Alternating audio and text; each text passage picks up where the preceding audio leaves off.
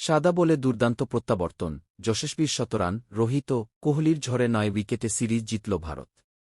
Hello, আমি খাইরুল এবং আমার চ্যানেলে আপনাকে স্বাগতম।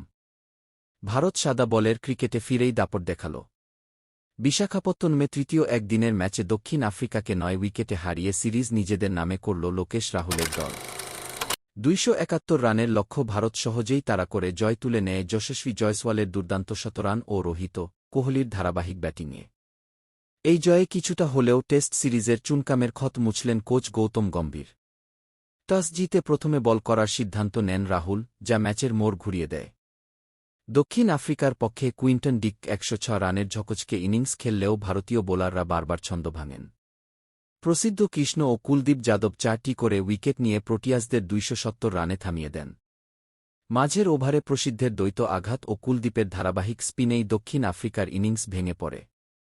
লক্ষ্য তাড়া করতে নামে রোহিত ও যশস্বী। শান্ত ও নিশ্চিত ব্যাটিংয়ে ১৫৫ রানের ওপেনিং জুটি গড়ে ম্যাচ কার্যত ভারতের দিকে টেনে আনেন তারা।